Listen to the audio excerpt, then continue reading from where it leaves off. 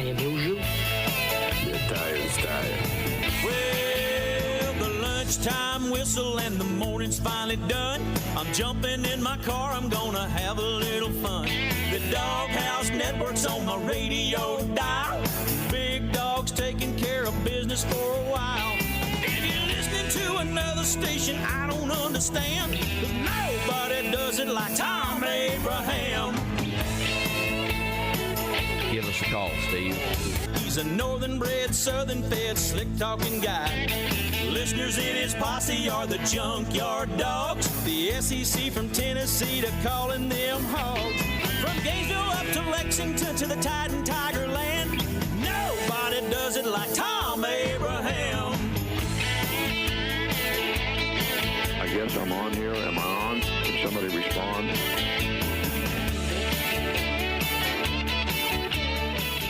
Hey, good afternoon, everyone, and welcome to a Throwback Thursday in the Doghouse. Maybe we should call it Realignment Thursday in the Doghouse. Does that make more sense? I mean, college football continues to reinvent itself, and who knows what it might look like in 10 years or 10 minutes from now. I mean, it sure feels like the Pac-12 is circling the drain now, doesn't it?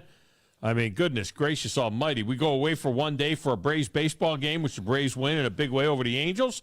And we come back, and there's more chaos coming out of the Pac-12, the Big 12, the Big 10. Who knows what's going to happen there? And look, you know, it as much as it feels like the Pac-12 is circling the drain, you know what? Other longtime conferences have as well. And, you know, we're still here. We know a thing or two because we've seen a thing or two. Yes, we are still here.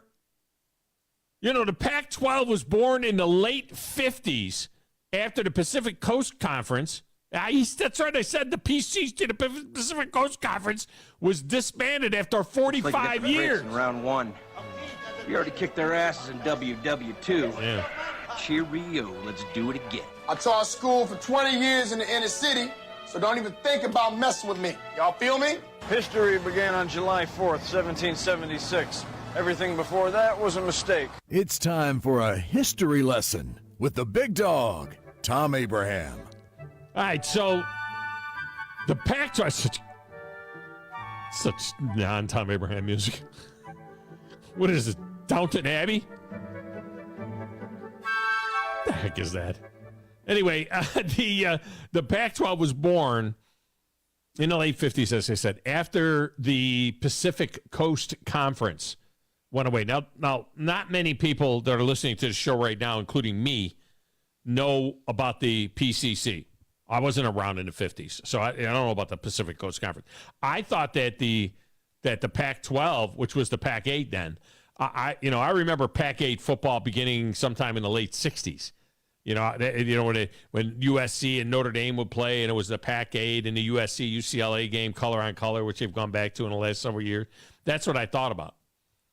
The Southwestern Conference now more of our listeners will remember the Southwestern Conference, because the Southwestern Conference was once what the SEC is now.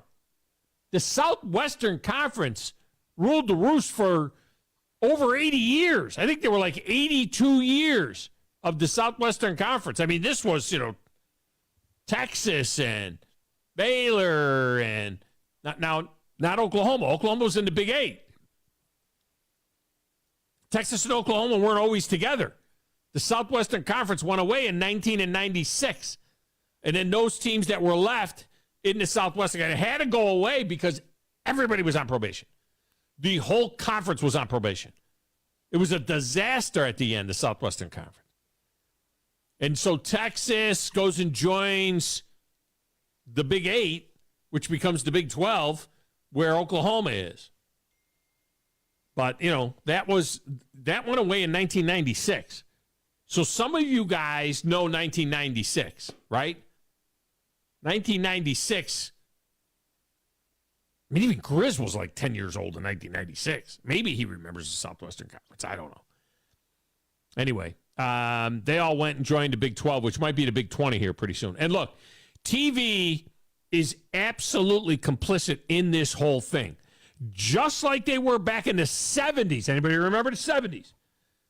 When the CFA was formed. Does anybody remember the CFA? The College Football Alliance. Not the Alliance of American Football. The College Football Alliance in the 70s was formed. 63 schools that broke away from the NCAA because they wanted to negotiate their own TV deals. Because back then, in the 70s, when I'm like a teenager, back then you were only allowed to be on TV 3 times over a 2-year period and only twice in one season. So if you were on TV twice in one season, you could only be on TV once the following year. I mean, it was ridiculous. But that was it. I'm not talking about regional, national, or anything. I'm talking about any kind of TV. The NCAA only allowed you to be on TV 3 times over 2 years. So finally, the top teams, Notre Dame and all the big teams, they moved away from the NCAA. They formed the CFA, negotiated their own TV deals so that they can be on TV a lot more than what they were. And that thing lasted until 1997 when Notre Dame and then the conferences were allowed to negotiate their own TV deals. And now, of course, every game and every conference is on all the time. But TV is, believe me, TV is complicit in the dismantling of the Pac-12. I mean, think about it, right? Fox, NBC, CBS, they're all in bed with the Big Ten now. ESPN has the SEC. And kind of like the ACC a little bit. I mean, why would the networks want to do a deal with the Pac-12? The worse it gets out there, the better the networks look. And if the Big Ten picks off Oregon and Washington, that deal looks even better. They'll get a little bit more money from the networks. And now they got Oregon and Washington on top of all of that. And so now the 10 is quietly doing its due diligence on the Huskies and Ducks, according to reports. Really? Oh, really? Now the Big Ten is doing its due diligence on Oregon and Washington? Why is my voice so high right now? This is when that guy sends me to text and he says, why when you get excited does your voice get real high? Now they're doing their due diligence. Okay, sure. You never vetted these programs before? You never even heard of Oregon and sure. Now you're vetting them. Okay. Because nobody wanted to be responsible for the dismantling of the Pac-12. But now that they don't even have a deal, now that they got nothing, TV-wise, what do they got? They got a pay-per-view or something? Or Apple TV? How's that work? You drop a quarter in the machine and you look at it? Or what does that mean? 20 minutes. Who's going to subscribe to that? There was a poll out there. Somebody put up a poll and had 10,000 results to the poll. And the poll was, would you pay Apple TV, would you pay for Pac-12 games, just to watch Pac-12 games? Now, remember, this is a Pac-12 that doesn't have USC or UCLA or Deion. Well, I'm not even going to say Colorado because Colorado doesn't matter. Deion matters. Okay, so that Pac-12, would you pay for that Pac-12? 92% of respondents said no. They're like, well, we could get $20 million a year. Notre Dame gets like $12 million a year just to wear Under Armour gear.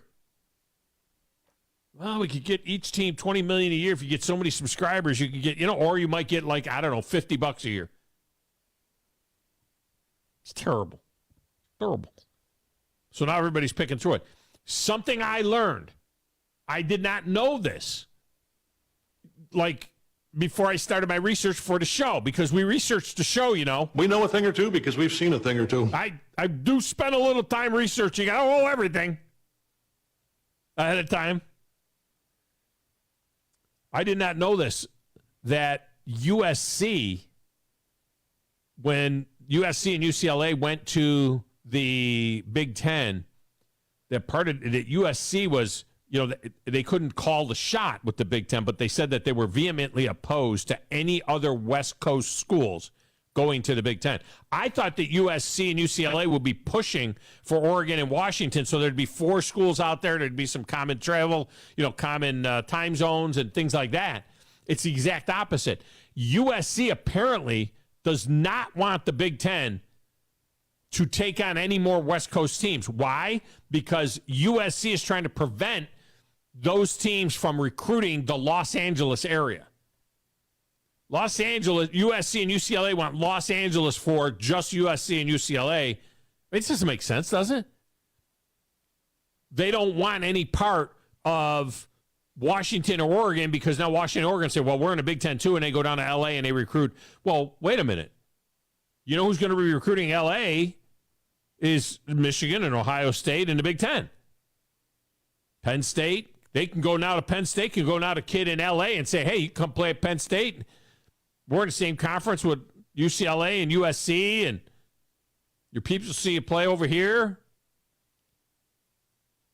It seems like a weak argument. I don't know that USC is going to be able to keep them out of the, of the Big Ten.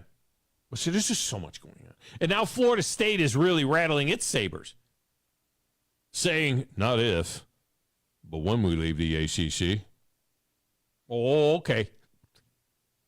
Do you have an invitation on the table from somebody? Has the SEC actually invited Florida State in? Has Florida signed off on that? Now, look, if it's going to happen, if Florida State is really leaving the ACC, if it's going to happen, the SEC needs to be all over that. You need to jump all over that. And you need to, right? If you're the SEC, if you can get Florida State out somehow, if they can get out from under that $100 million buyout and the grant of rights to 2036, whatever it is. Who's the other one you want, Clemson or Miami?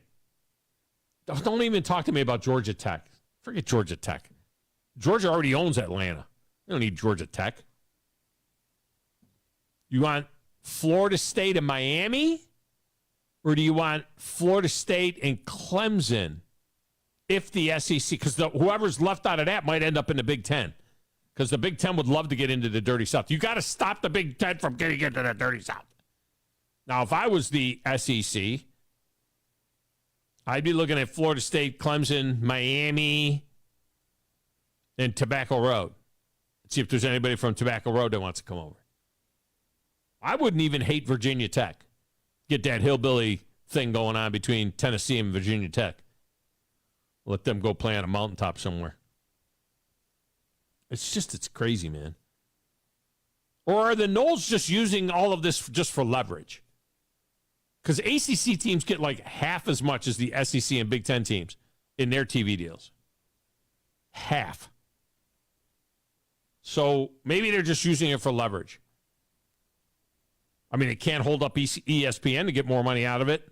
That deal's in place with the ACC network and ESPN and all of that. The only way they could get any more money is they got to take it from Syracuse, or they got to take it from Wake Forest, or they got to take it from Virginia. They want more. They want like what Texas did to the Big Ten or the Big 12 when Texas started the Longhorn Network. They want a bigger piece of the pie. Clemson, Florida State, Miami, they're like, hey, we're the ones that drive the bus here. Miami's been washed up for 15 years. And here's another thing. If the SEC were to get any more swole, does the ESPN family have enough places to put all these games? I mean, you got the ESPN, ABC, ESPN News, ESPNU, and the SEC network, right? So that's where they would spread the games all over, all of that. I mean, I guess they're okay. But what if it were an 18-team SEC? Do we have enough places to put all these games? Do we need an ESPN 3? Oh, wait a minute. They have an ESPN 3. Streaming. I thought they were already hemorrhaging money. Oh, and I got a story about that. Hopefully Grizz will remind me later on. I got a story about ESPN hemorrhaging money. It's something that I've been working on. I want to get to that story. John Gold of Saturday Out West, cousins of Saturday Down South, is covering all of this, and he's coming up in a few minutes. Plus, we'll get our baseball fix at the top of the one with a little Carey's Corner with Josh Carey, who is in Birmingham with the Trash Pandas, who swept a doubleheader from the Barons yesterday. You know, I'm 62 years old.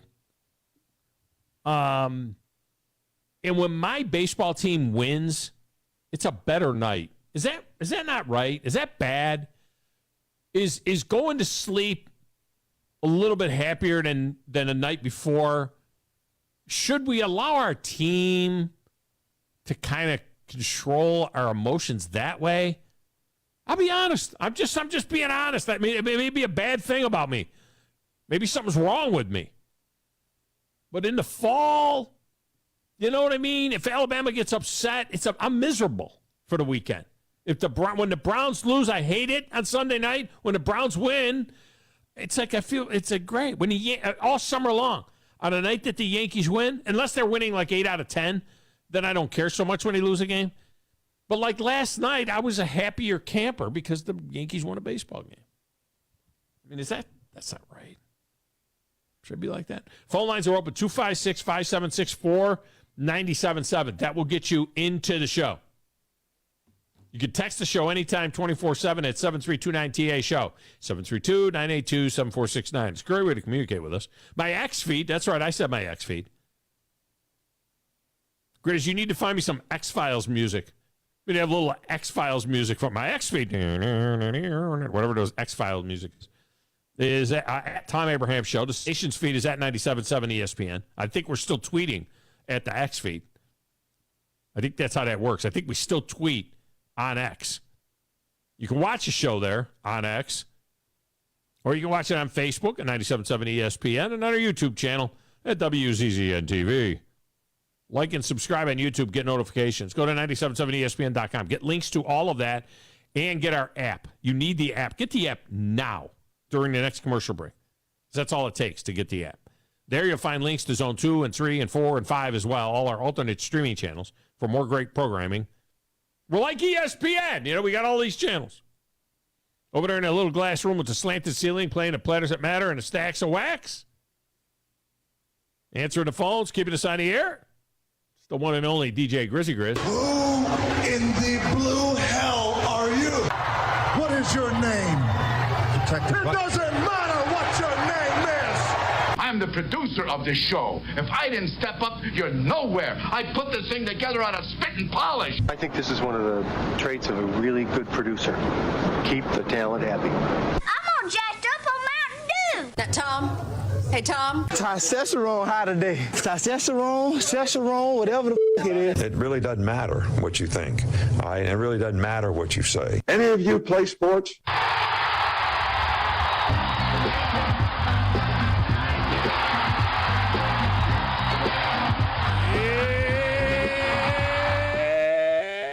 Grizz, do you realize that from today until the final whistle blows at the Super Bowl, that there will be football every single week from now until the Super Bowl? Yeah, baby. Football. It's all about. That's right. That's all it's about. And who's playing tonight in Canton, Grizz? The Browns and the Jets, baby. The Browns and the Jets. And Grizz, who played in the very first Monday Night Football game in the history of Monday Night Football?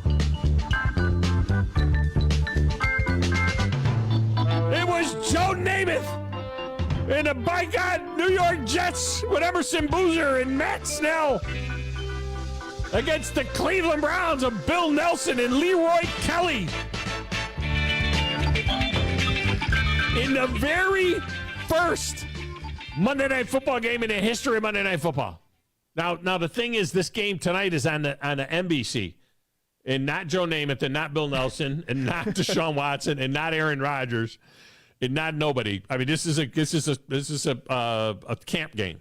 That's what this is a camp. Kellen Mond is starting for Cleveland. Ooh, nice. This will be fun against Zach Wilson for the Jets. Kellen Mond out of Texas A&M, right? He was a fourth or fifth round pick of the Minnesota Vikings, fourth round pick of the Vikings. And he's playing the first half. And you know who's playing the second half for the Browns tonight? Dorian Thompson. What's his name? Oh, yeah, number 17. Duke Robinson. Yeah.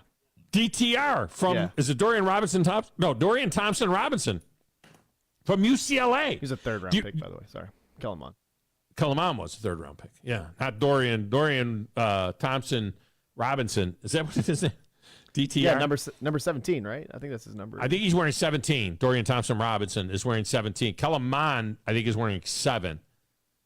Maybe not. Maybe he's wearing 11. I don't know. Yeah, Dorian, I think, wore 7 last year, too, but he's 17. In college. Or college, yeah. He wore college, 7. Yeah. He wore 17, and he wore 7 in college.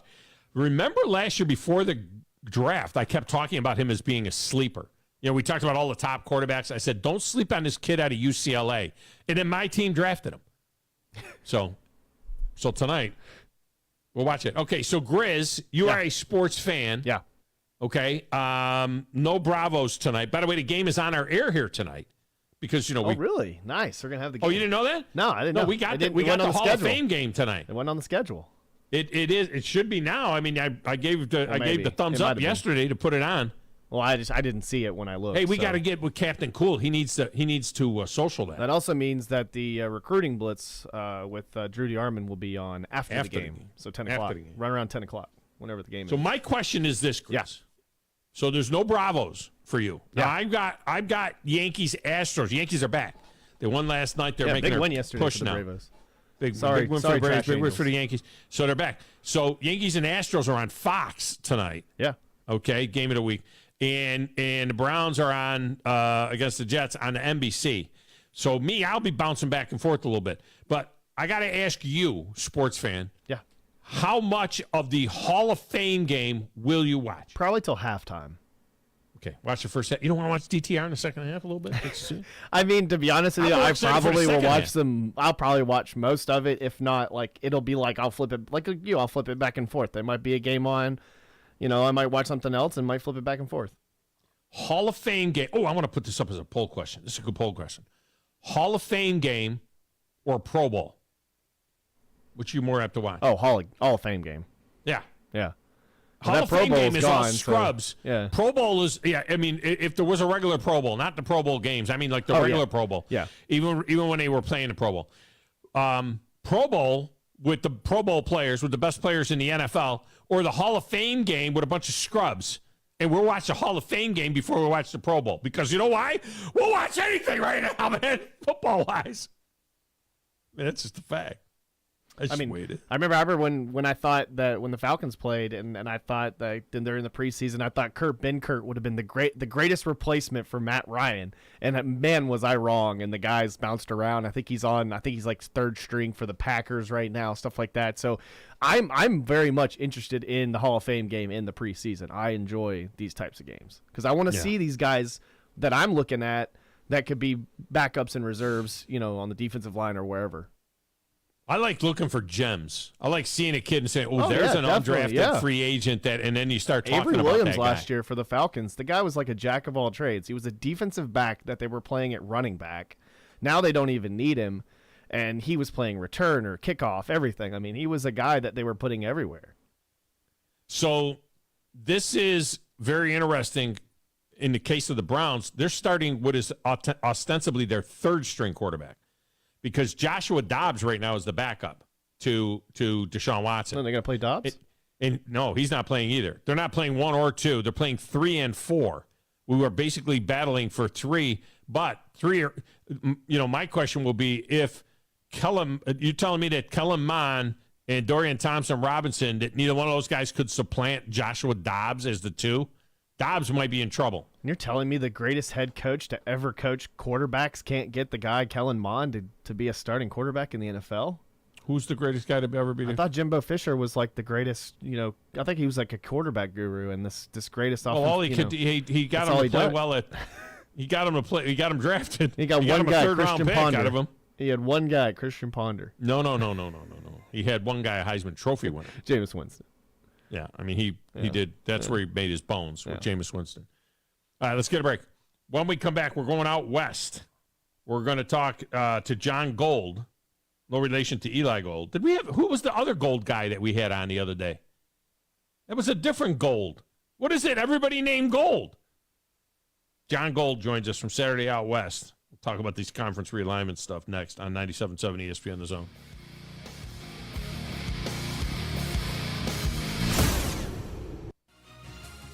You're listening to the Thom Abraham Show on 97.7 ESPN The Zone. Thom Abraham here for my friend Brian Hamaker and his team at North Alabama Mortgage. Look, buying a home is the biggest purchase you will make in your life, and it can be a bit intimidating, so you want people that can help walk you through the mortgage process and get you the best deal possible. That's what North Alabama Mortgage does, and they do it in Alabama, Tennessee, and Florida, from first-time purchases to refis, conventional, VA, FHA, and USDA loans. They have the solution at North Alabama Mortgage. Visit NorthAlabamaMortgage.com to learn more. That's NorthAlabamaMortgage.com.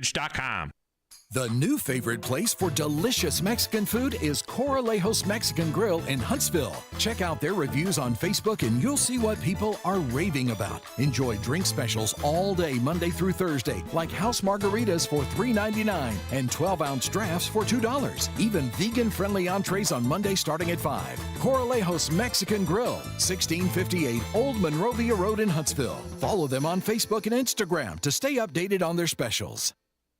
Have you ever turned your back on God? Have you ever absolutely known the right thing to do and just turned around and walked away in disobedience? I know that I have. Aren't we thankful for our great and merciful God who loves us and forgives us and remembers our sin no more? I'm so thankful that His mercies are fresh every day. I need that, and I suspect you do too. Hey, I'm John Dees, pastor of Cross Point Church, and if you're looking for a church home, come see us. We're smack dab across the street from the YMCA in Madison, and check us out at cpcfamily.org.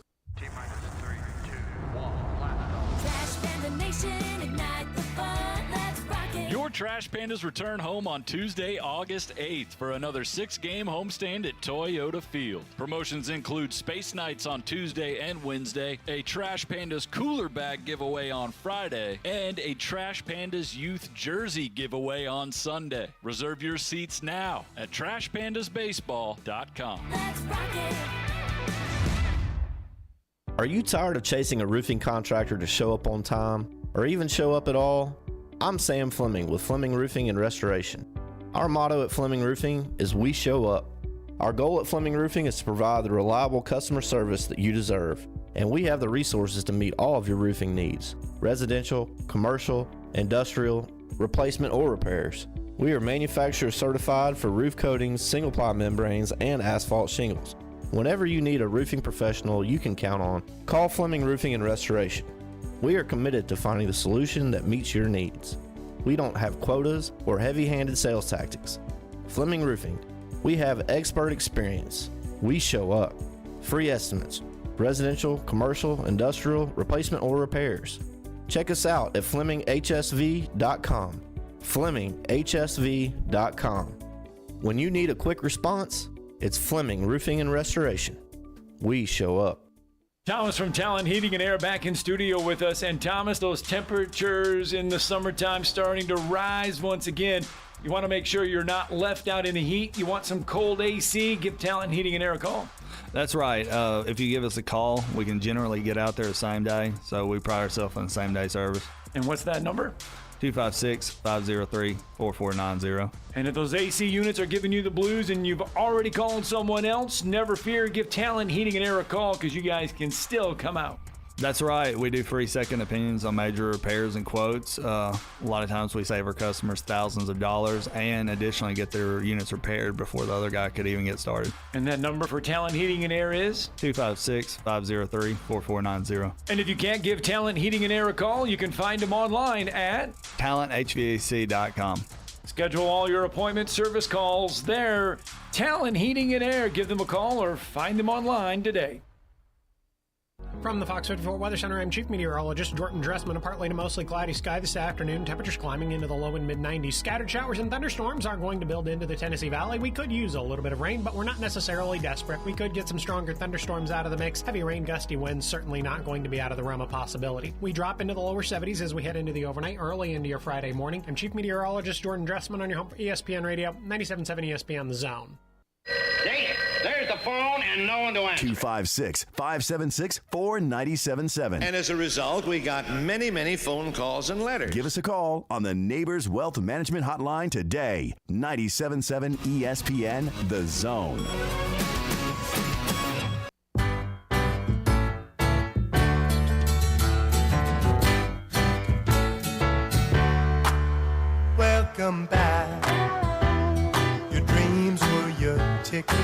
decided to go Welcome Back, Kotter. So are we going for this Throwback Thursday? Are we going TV theme songs? Is that what we're doing? Oh, yeah, definitely. Yeah. Okay. Some classics, too. So TV, they're sitcoms then. This isn't cop mostly shows. sitcoms. It'll be Mostly TV sitcoms. sitcom theme shows. No, Welcome Back, Kotter. That's a classic.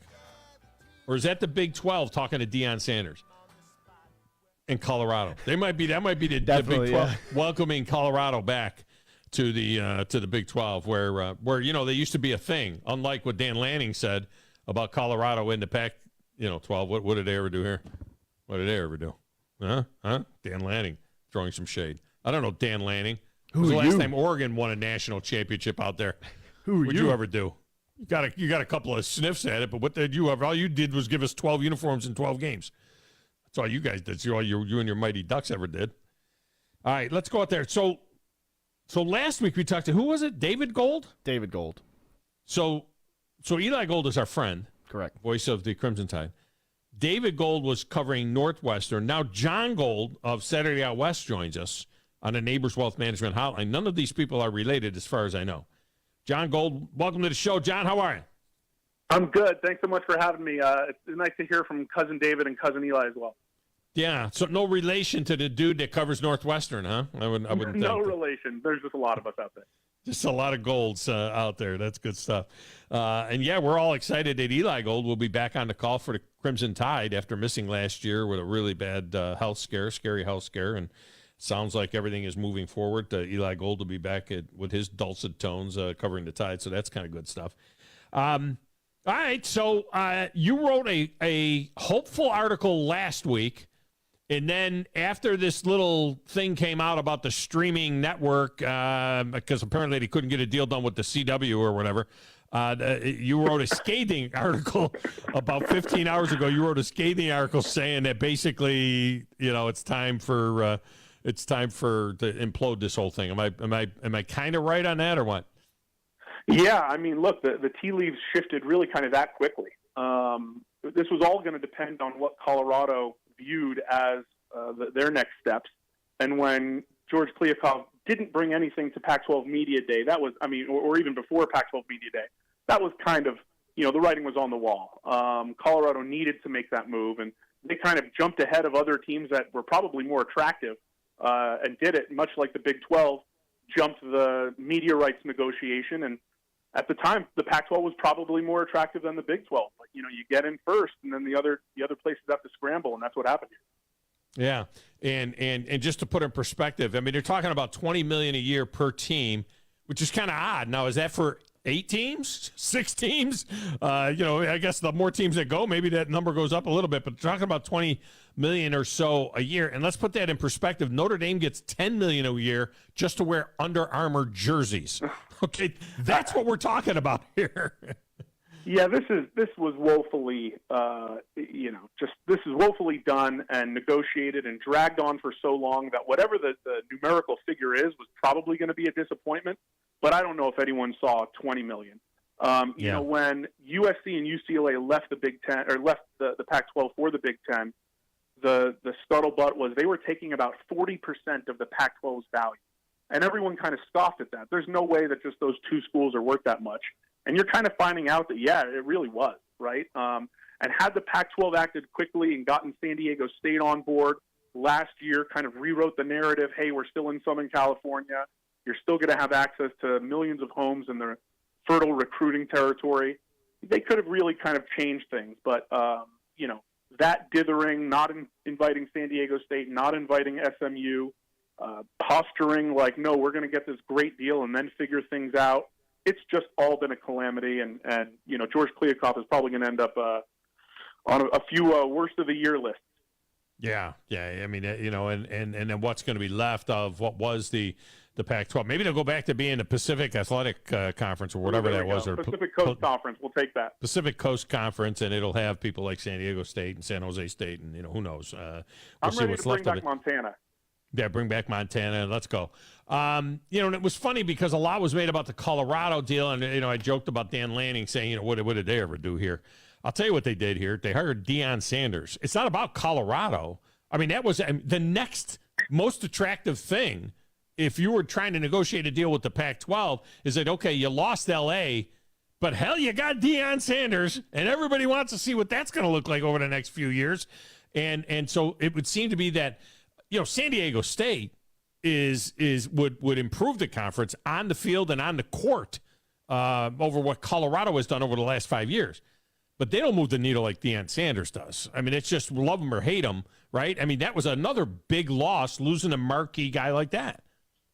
Yeah, but I also think it goes beyond that. Look, Colorado was a Big 8 school. I mean, they are a Big 12 school historically, right? And that cultural tie-in, some of the rivalries that have existed with Colorado and some of the other teams in the Big 12, and then just, look, Colorado won a national championship during most of our lifetimes, right? We're not talking about, an also-ran here. Colorado has been good. They have the infrastructure to be good. They haven't had the support from the school itself, right? The football program has kind of taken second fiddle, right? Or played second fiddle, I should say. And the Colorado powers that be haven't invested into the football team like they are now under Deion Sanders. Biggest thing for me is once Colorado started relaxing their transfer policies, that told me that they were really all in for Coach Prime. And you're right, stealing that spotlight, especially going into his first year in the Pac-12, that's a killer for the Pac-12 sort of spirit, right? I mean, Coach Prime all eyeballs are on him this year. And so, that was really a big blow. And look, San Diego State, while an attractive expansion, going from 15 to 16 with San Diego State, I think you're better going to 13 with Colorado, if that makes sense. Yeah, it'll be very interesting to see what the next move is for the Big 12, and as they do get Colorado. I thought it was interesting that people who follow Colorado, and we had a guy on last week talking about Colorado, that Colorado, when they moved to the Pac-12, lost their recruiting edge in Texas. They weren't able to recruit Texas as well anymore, but they never gained ground in California. So they were like left with, Colorado and those Midwestern states like that, but they couldn't get into California. Nobody cared about them in California, and now they couldn't get into Texas anymore. By going back to the 12 and whatever that might end up looking like down the road, they can get back into Texas probably and start being able to recruit down there, where Deion Sanders has a foothold, based on his home in Dallas and his time with the Cowboys. So are you telling me North Dakota is not fertile territory? It is for North Dakota State. There we go. Yeah, Colorado, look, they when they came to the Pac-12, John Embry was their coach, and he was horrendous. They go with Mike McIntyre, who's from California, at least had California ties, and he did okay. And look, they turned the corner a little bit under Mac. They thought Tucker was going to be great, and he goes to Michigan State. Carl Durrell was laughable from anyone who's covered the Pac-12 for 2 decades now. The former UCLA head coach was just not the right call. And so, going to Coach Prime, you're right. It's not only about the brand value and the name on the marquee. We're also talking the relationships he not only has in Texas, but Florida also, right? Because the Big 12 now spans a big territory. I don't know if Colorado was ever really going to get Southern California kids en masse, right? USC, UCLA, Oregon, and Washington as kind of that second tier. Arizona State, even Utah now is that third tier. Colorado just could never really gain that foothold. I think they're smart to go battle with the Oklahoma States of the world rather than, I guess they weren't going to be battling USC and UCLA anyway, but now at least they don't have to deal with Oregon and Washington. John Gold with us from Saturday Out West on the impending demise, I guess, of the Pac-12. By the way, are they ready to change their name? Will they do like what the Big 12 did all those years with 10 teams? It'd still be the Pac-12? Because when I was a kid, they were the Pac-8. It was the Pac-8, then it was the Pac-10, then it was Pac-12. Now today it's the Pac-9. By the end of the day, it might be the Pac-6. I don't know. Exactly. We'll see. I wonder if they'll just, maybe George is saying, let's wait until to see how much money we can get out of Apple TV first, and then we'll decide if we're going to change our name. Exactly. Look, just change the conference name to Apple. What's the difference at this point? It's just Apple Conference. Look, I think the big issue for the Pac-12 is I wrote about this today, and I'm not sure if the story was posted yet, but it's the idea of inevitability, right? One of my favorite, lines in history is once King George knew that the Revolutionary War was lost, he basically said this: I've been opposed to the United States from the beginning, but once it's inevitable, I'll extend my hand in friendship and be the first one to recognize you as a power, right? And so does George Kliavkoff have the humility to say, well, this has all happened, now what, right? And I think this idea of a merger with the ACC is absurd. I mean, the ACC is now clearly in a much better position than the Pac-12 or, like you said, Pac-4, whatever they're going to be. I think the key is, look, I mean, there's the Tulanes of the world out there, right? There are, San Diego State might be up for grabs. Oregon and Washington are not quite as far as the Four Corners schools with the Big Ten conversation, right? And so, I mean, if you're talking about a conference with a flagship of maybe Oregon, the Oregon schools, the Washington schools, San Diego State, the Bay Area schools, and now all of a sudden you start saying, all right, let's get creative here, and who knows, right? Rice, I don't know. I mean, let's expand the territory. At that point, the conference is salvageable. But if they're going to look at it like, we only the Pac-12 has been so snobby through this entire process that it's time for them to kind of get off their high horse and realize if we want anything, we got to make things happen ourselves. Well, and you mentioned the ACC thing. It is absurd, but what's not absurd? I mean, that to me is the only thing that's left. Because if Arizona's thinking of going there, why wouldn't Arizona State? I mean, how does Arizona State let Arizona go and stay in the Pac-12? You would think that they'd want to go together. Utah, I know there's an issue there with BYU. BYU probably doesn't want Utah, any part of Utah there. Although I don't know what they've been playing a holy war forever. It would make sense to be Arizona State, and Utah. The Big Ten has quote unquote quietly started, doing their due diligence on Washington and Oregon, as if they don't know where Washington and Oregon is. I mean, do you really believe that they haven't done their due diligence on Washington and Oregon? I guess now they're going to think about that. But it would seem to be take them all. I mean, just merge those two conferences, make it the Big 20, or call it whatever you want to call it. And, and you got a 20-team conference there that is made up of teams from the Big Ten or the Pac-12 and the Big 12. Well, what's funny is the Big 12 kind of came to the Pac-12 hat in hand, saying, "Hey, again, the Big Two is becoming, or let me rephrase this: the Power Five is becoming the Big Two. If we don't, adjust our course of thinking, we're in trouble." And the Pac-12 at that point rejected that. Now, since they reportedly, Kliavkoff has gone, you want to talk hat in hand. He's gone back to Brett Yormark and said, please, can we do anything here? And the Big 12's attitude was no. Well, I mean, why would we now at this point? And, I think one of the big things here is the idea of the Big 12 jumping the Pac-12 in signing their media rights negotiation basically right before all of the media world fell off a cliff, right? We're hearing Disney layoffs and ESPN is no longer profitable for Disney or whatever. I mean, this is a different world than it was a year ago. And it's a very different world than it was 2 or 3 years ago. And so, no, the Pac-12 would love to do anything to glom onto the Big 12. And I think the Big 12 is saying you had your chance and now it's over. Yeah, it's amazing. And I'm reading a story that Keith Farmer just put up on your site at Saturday Out West talking about Arizona State, and how, this is how fast things are moving. That earlier in the day yesterday, Arizona State President Michael Crow was content with the Pac-12 media rights deal with Apple. But by 2 o'clock, everything changed. They had a board meeting. They're having a board meeting today, and the thought is they want Arizona and Arizona State to stick together, and they ain't going to stick together on Apple TV. That means they both want to end up going to the Big 12. So it's amazing how fluid this thing is. Yeah, but on the surface, right? Below the surface, this has all been playing out for a long time now. And one of the bigger things here is, you mentioned Michael Crow, the ASU president. This is a guy who was very close with Larry Scott, who really championed the idea of the Pac-12 network. And he's been, one of the major voices in the Pac-12 for years now. So I'm not surprised that he's kind of clung on to the idea, like, we can have our own pie, even if it's a smaller pie. But that's just not the reality going forward. And I think, the Arizona taking the lead in going, they've got to sort of drag Arizona State along. ASU is really in danger of being one of those handful of teams like Oregon State, like Washington State, maybe like Cal, that kind of gets left behind as the Oregons, the Washingtons, the Stanfords, and really Arizona is a basketball powerhouse.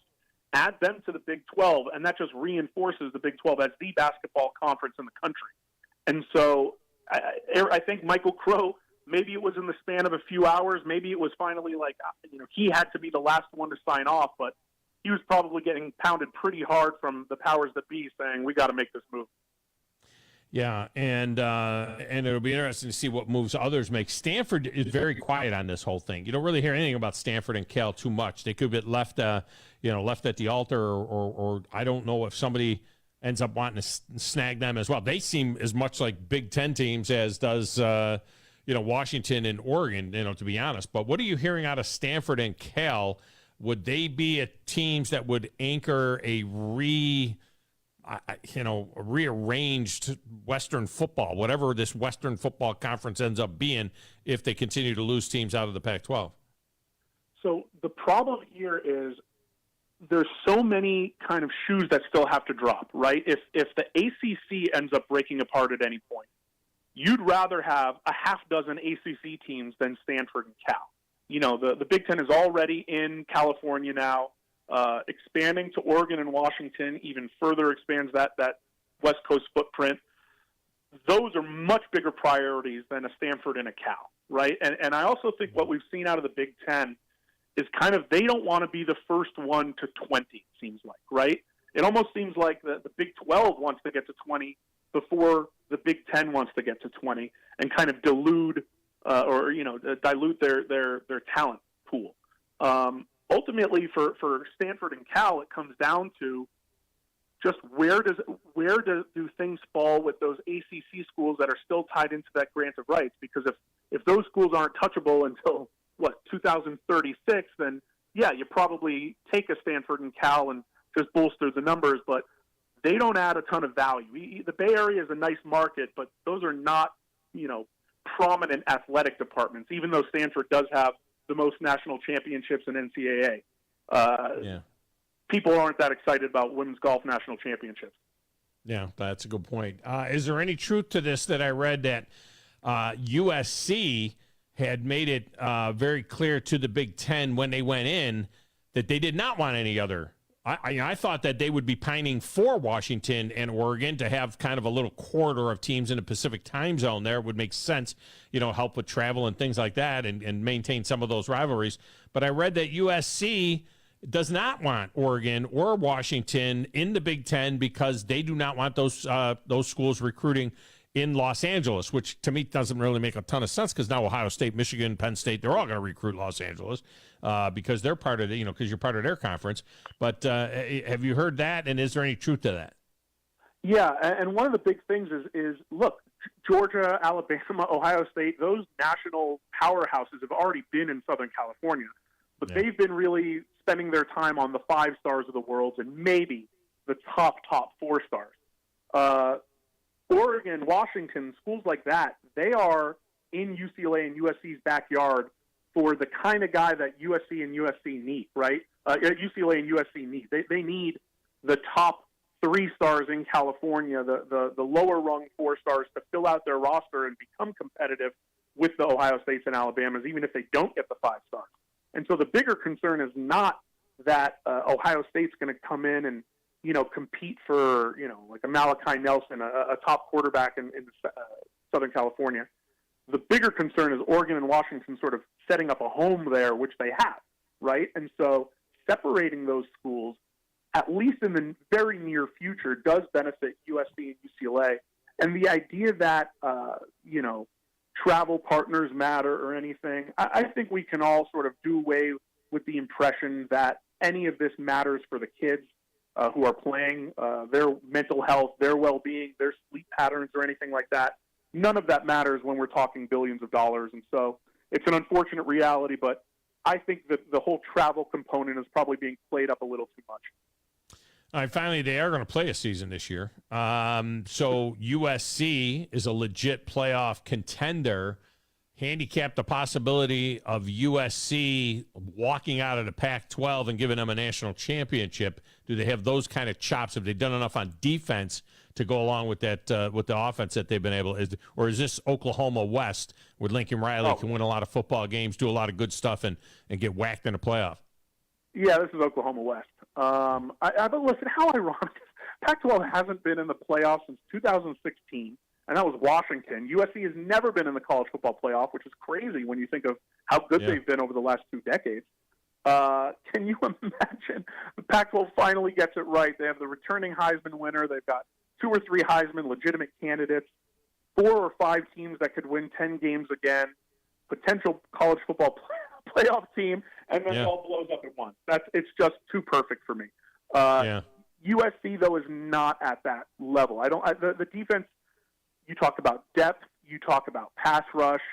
They're just clearly on a second-tier level from the Georgias, the Alabamas, the Michigan, and the Ohio States of the world, maybe even LSU. The USC's best strength is the fact that Ohio State, Michigan, LSU, and Georgia, and Alabama all can't go, right? Yeah. There's probably only going to be 3 out of those 5 who make it. So USC wants to be the TCU this year, and they probably would have been had they beat Utah in the Pac-12 championship game. They would have gotten demolished, I believe, and they would this year as well. The Alex Grinch has not done enough to improve the defense, and Lincoln Riley philosophically still needs to make that move towards that new defensive model, that defense first model that he's never been able to do if they're really ever going to make noise on the national scale. All right. You do a great job on the radio. I love reading your stuff. Your new article is just now posting. Once this train started rolling, it was always going to go downhill fast. That's interesting. Yeah. The question is, are you prepared to move east as well? Because ain't going to be nothing left out there, my friend. I know. There's just nothing left. Saturday out west is not going to get a lot of clicks without, when there's nothing left out there.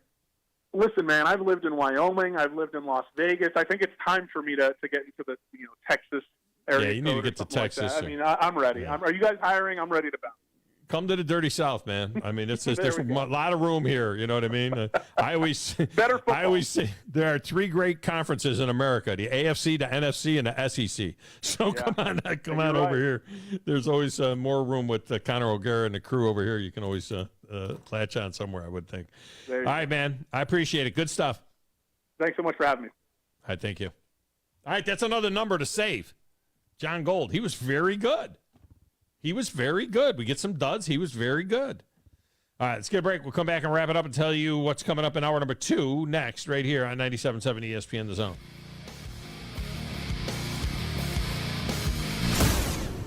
Are you in the market for a recreational vehicle? Do you want to get out and see more of this beautiful country? Well, imagine hearing the laughter of your little ones enjoying gooey s'mores by a cozy campfire and making lasting memories with your friends and family from the comfort of a new camper. We can make your dreams come true at Hall's RV. With over 15 years in the camping business, we know how to get our customers into the perfect camper. We have several models and floor plans here for you to choose from, both new and used. We're family owned and operated with fantastic deals and great service.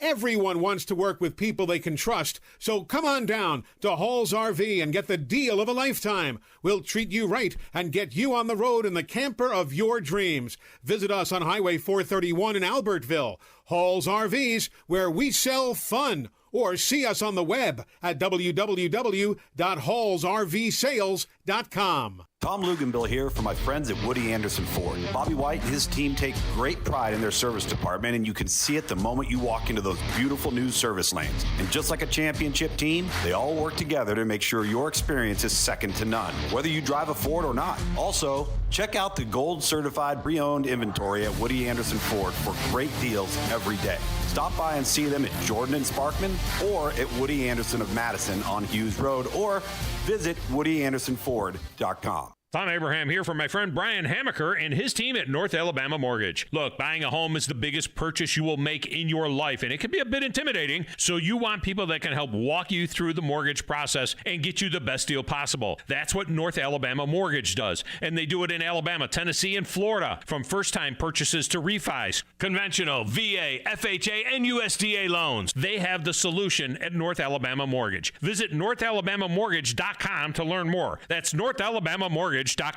Do you want your next party to be something you'll remember? Then head on down to Flosa Premier to book your next big bash. Birthday? Corporate meeting? Maybe just a family reunion so you can get your cousin Kyle back into the basketball court so you can beat him at basketball. I don't have no idea. Flow is fun for all ages looking for high-flying excitement, arcade fun, and tasty snacks to satisfy your hunger. Whether you have 10 friends or 25, Flow is jam-packed with something fun for everyone. Get jumping with Flow off South Parkway in Drake or head over to flowhuntsville.com to book your next party now.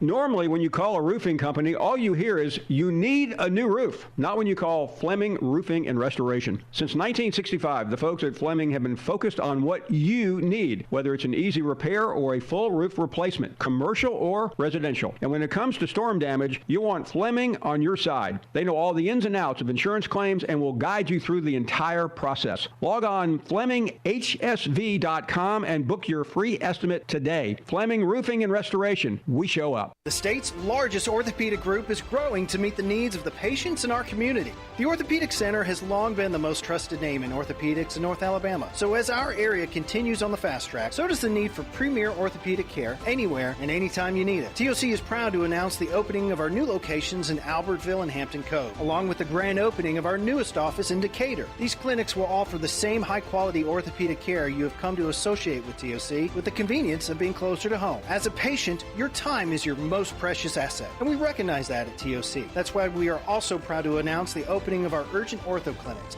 to handle those bumps and bruises that need prompt attention. These clinics are available to care for acute orthopedic injuries with no appointment necessary. With 38 physicians, 20 centers of excellence, and now more than a dozen locations to serve you, TOC will continue to be the name you turn to for the best orthopedic care at the right time. Visit our website at visittoc.com for more information.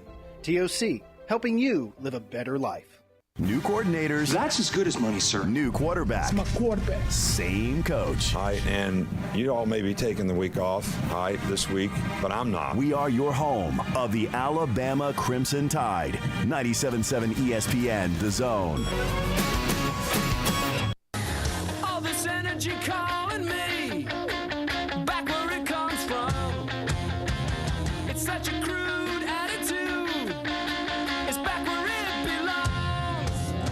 All the little kids growing up on the skids are going Cleveland rocks, Cleveland rocks. Jumping Gene is moving James Dean going Cleveland rocks, Cleveland rocks. And welcome back, Thom Abraham Show.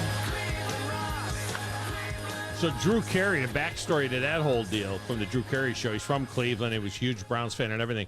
And when all that went down in the 90s when the Browns left and everything else, he kind of abandoned them as well. I think he became a Seattle fan. He's a Seattle like Sounder owner. I think he's a Seahawks owner too or something. Yeah, he got a piece of the Seahawks, and he just abandoned them. All right, are you telling me right now that I don't know how I squeeze him in here? It's 12:58. We'll be all right. We'll work it. Dr. freaking Detroit? Are you kidding me? You want to talk about a legend in the doghouse from Nashville coming in. Dr. Detroit, how did you find me? Obi-Wan Kenobi, it's been quite some time, has it not, sir? It has been quite some time. Well, hey, let me retort this. Now, hey, do I get to go on to the beginning of the next segment, or should I just hang up and start all over? If you want to hold, you could hold for a minute, and I will stick you in the next segment before we talk to our next guest who is coming up in this, because I want to give you a little room, man. I mean, we got to have a little bit of room for you.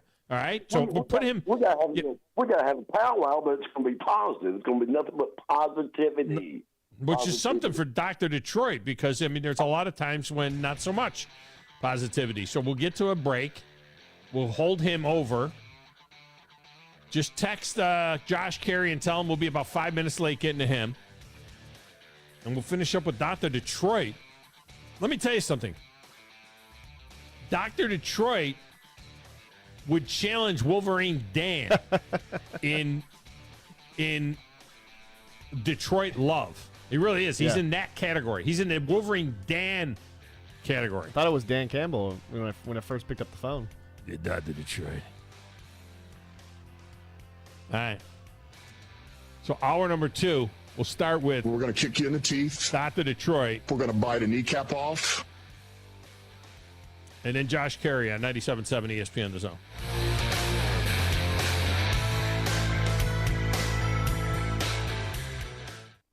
This is SportsCenter. I'm Christine Lisi. NFL preseason begins tonight. Jets-Browns Hall of Fame game in Canton, Ohio. Quarterbacks Aaron Rodgers and Deshaun Watson will be spectators. Rodgers hasn't taken a preseason snap since 2018. So tonight, Zach Wilson starts for New York, Kellen Mond for Cleveland. NFL legend Tom Brady's become a minority owner of English second-tier soccer team Birmingham. Brady will be the chairman of the advisory board of the club. A leading World Series contender getting a huge boost. MLB leading Braves plus 330 odds to win the Fall Classic for Caesars. Welcome back their best pitcher, Max Fried, tomorrow against the Cubs. He's been out almost 3 months with a strained left forearm. NHL, the Oilers hired superstar forward Connor McDavid's longtime agent, Jeff Jackson, as their CEO of hockey operations. McDavid, the league's reigning MVP, has 3 years left on his contract.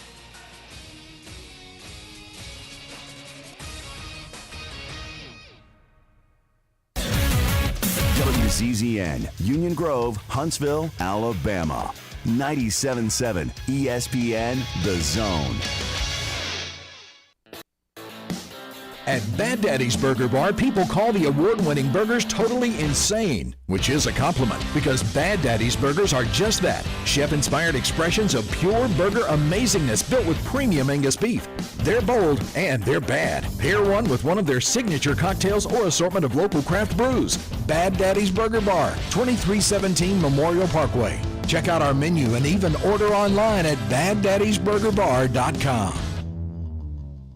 SportsMed is the official team physicians of the Rocket City Trash Pandas. And if the pros trust SportsMed, you can too.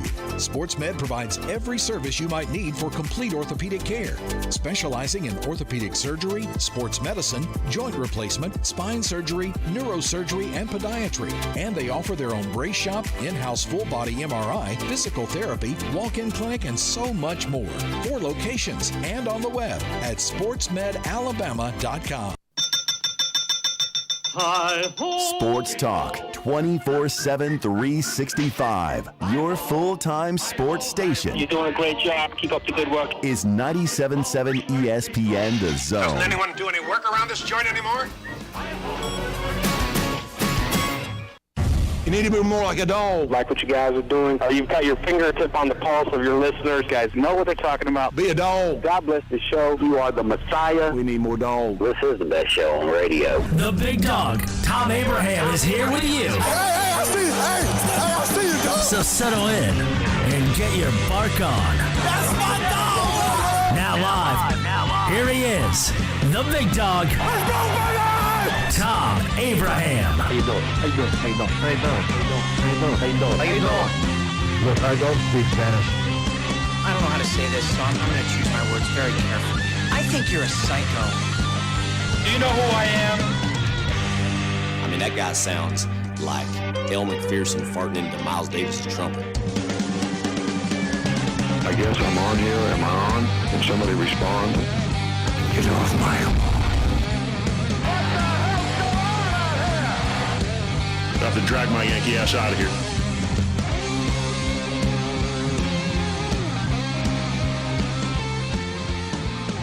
Welcome back, hour number 2 of the Thom Abraham Show. Steamrolling through a Throwback Thursday in the Doghouse. A lot of conference realignment talk. Of course, there's some NFL talk as well with the NFL getting started tonight. There'll be NFL football or college football every single weekend from now until the end of February.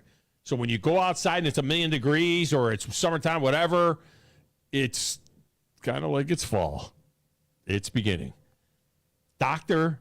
Detroit was a legend, a legendary caller in a show in Nashville. Don't know where he's living. Don't know how he found me, but he's on the air now. So how did you find me, man?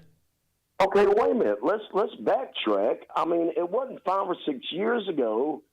Here I'm going all the way to the studio where I thought you were doing your show in Athens. Yeah. I had saved you and literally, brought tears to Derek Mason's eyes. I dropped off the last programs when the Predators played at Joe Louis Arena, and then the first program when they played at Little Caesars Arena. And I left them at the studio, and they said, "You're doing your show at your daggum house." Yeah, I've got my own. I've got my own studio, and I'm not even on that radio station anymore. I'm in my radio station's in Huntsville.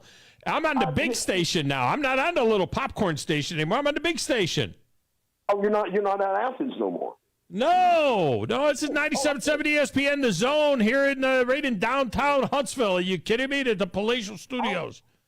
Hey, I went, my dear friend's band, his dad's Irv Woosley, part of Losers, Winners, the Doghounds, and all that. Yeah.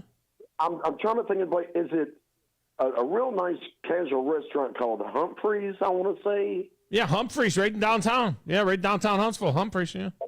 They played out on the back porch, and what a nice place. And I just shot me, and I got tears in my eyes. You're a legend. You're a mentor to me, Tom. Always have been, always will be. But one or two of the staff members had heard me on the radio station before and just brought tears to my eyes. Yeah. But great place, great restaurant, great people from the owners on down. Just treat me with the best hospitality. So are you listening? Are you listening? You're still in Nashville, is that right? Laverne and Shirley. Right. I live off of 2494 Mary Tyler Moore Way in Laverne and Shirley, Tennessee. There you go. But anyway, all right. So are you listening on the app? Or are you listening on your computer? How are you listening? I was listening on my laptop, and now I've got to download you on my phone. So it's what is it again? 97.7 ESPN. Just look on your phone on your app store. 97.7 ESPN. Download the app, and you can listen to us all the time right there. Done. So shall it be written, so shall it be done. But anyway, how are you doing, my friend? And what do you think about this beast called Dan Campbell and what he's done to the Lion Nation? Well, we're going to bite a kneecap off. I was a Dan Campbell fan when he had the Miami Dolphins on an interim basis, and I thought he should have gotten that job there and had that opportunity. I like Dan Campbell a lot. I think that you are the favorite to win the NFC North, but we'll see because it's the Detroit Lions. You know what I mean? And it's only been, it's been anybody can have a bad half a century, and it's been forever. So yeah.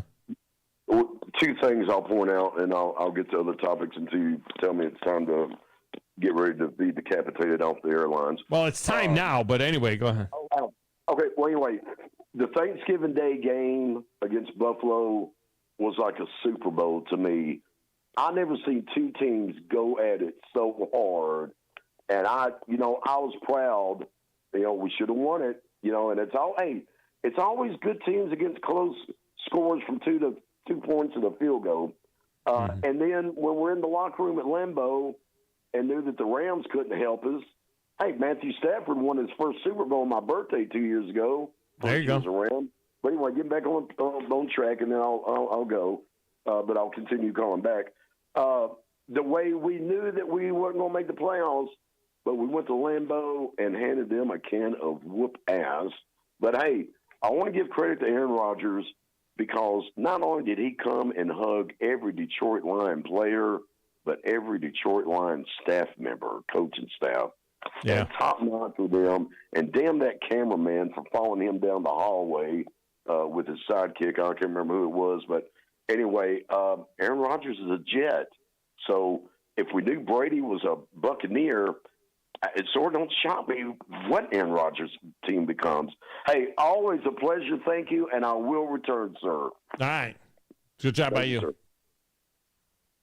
God, we get calls from Florida, Paulie in the Cape. We get calls from Nashville. We get calls from Virginia. We get more calls out of the market than I do in the market sometimes. All right. Guy does a tremendous job covering the Rocket City Trash Pandas, and we just like talking baseball with him as well. Josh Carey joins us now for a little Carey's Corner on the Neighbors Wealth Management Hotline. Josh, welcome in. How are you? I'm good, partner. How are you? You guys are partying like 2022 down there in Birmingham last night. Just opening up a can and taking down the Barons for a couple of games. That didn't suck. No, it was a little odd, too. We had a game-tying inside-the-park home run after giving up 6 runs the previous inning, and then won it with a 3-run homer in the 7th. So guys are playing good baseball right now. They're taking advantage of a team that's really, really struggling in Birmingham, and hopefully they can keep winning and try to get back in this thing. How are they drawing in Birmingham with the team being bad like that, and now football season right around the corner? Have the fans turned a page on the Barons, or are they still showing up there at a nice ballpark downtown? For a Tuesday, Wednesday downtown ballpark, it's all right. It's not great. They had just over 3,000 each of the first 2 nights, so I think it'll pick up a little bit tonight because of Thursday, and then they'll pick up Friday and Saturday as well because of the weekend. So they're doing okay, but it's always a hard draw there because it is downtown. It is at night. A lot of people live in the suburbs, so the last thing they want to do is go back home and come back to downtown in the same night. So sometimes that makes it a little difficult. Yeah, no doubt about it. Sonny DeShera having a nice second half, a little bit, doing some good things for this Trash Panda team. This kid, we know he has great hands, and we saw what he did with Auburn and struggled a little bit last year in his debut with the Trash Pandas, but hitting the ball pretty good right now. Yeah, he's coming around. He was 7 of 21, I know, during the Pensacola series, and I can add it up for you right now. For this series, he is right now 3 of 8 and had a home run on Tuesday. So you can tell he's a lot more comfortable at the plate. He's much more confident than he was last season, and he's just getting a better read on everything. He's quicker with the hands. He's able to get through the zone. He lost a ton of weight last season, so he's able to get his bat through the zone a lot quicker than he did last year. And it's showing. I mean, the guy is so big and strong, he doesn't need a whole lot to get a ball out of the ballpark. And that's going to be his bread and butter, and he's slowly progressing to where the Angels expect him to be. Speaking of the Angels, the trade deadline has come and gone. The Angels not only made the decision that they were going to hang on to Ohtani, they went out and they were buyers. I mean, they went out and made some moves. I would think as much as important as that is for this year, maybe trying to signal to Ohtani that, look, you don't have to leave. We'll continue to build this thing into a playoff team. Now, they got a brutal month of August. They really do have a tough schedule coming up now in the month of August. We talked about that last week, but they're 4 games back in a wild card. So that's still in shouting distance. You got to do a little shouting to get there, but it's still in shouting distance, no doubt. Yeah, they're there. I mean, I don't know if I would have done that, but, I'm not Perry and I'm not Artie Moreno. At the end of the day, they feel that in order to keep Shohei, they need to show him that they are committed to winning right now. And I don't blame them for thinking that way. I just have to ask the question of as good as Shohei is he worth it? And what I mean by that is, as tremendous of a talent as he is, are you better off trading him off and getting a whole bunch of pieces in return? They felt right now that they didn't need to do that, and they're going for broke. They're going to go and try to get him to a playoff berth and hope that can sway Shohei when it comes to the off season. I don't know. I mean, we saw Giolito go up there, get lit up by the Braves on Wednesday. Like you mentioned, they have Seattle coming up. They've got the Rays at some point. They got the Reds. They've got a couple of other teams, the Rangers, the Astros. I mean, it's going to be a brutal next 2 weeks, and they could play their way out of this thing by the end of the month. But if they can hold course and get Mike Trout back, they may be able to make a run at this in September. Yeah. Josh Carey with us here talking a little baseball. There's been a lot made of Shohei and especially in comparisons to Babe Ruth because he's doing certain things that Babe Ruth never done. And Babe Ruth only hit 14 of his home runs. Of his 714 home runs, he only hit 14 of them in games that he was actually the pitcher in. The flip side of that is there was no DH back then. I mean, Babe Ruth, if he was going to hit, he had to play first base or he had to play right field. And Babe Ruth was a pitcher basically for 5 years. Now, Shohei is finishing up his 5th year as a pitcher. Ruth was a pitcher for 5 years, and he actually had better numbers than Shohei has had. Shohei's an excellent pitcher. Babe Ruth's numbers were even better in the games that he started along the way at 94 starts or 94 wins in his games that he started over those that period of time. How long can Shohei do this, though? That's the one thing. They talk about him making $500 million and all this other kind of stuff. How long can you continue to do both the pitching and be a DH? And if the pitching goes away, I think we've seen him a minute play a little bit of right field. But this is, in your mind, 3-4 years from now, when he's in his early 30s, is Shohei Ohtani a field player and not pitching at all? Well, I don't think we know, just because we haven't seen anyone like him before. So you'll just have to see how the body holds up. Is he able to stay away from injury?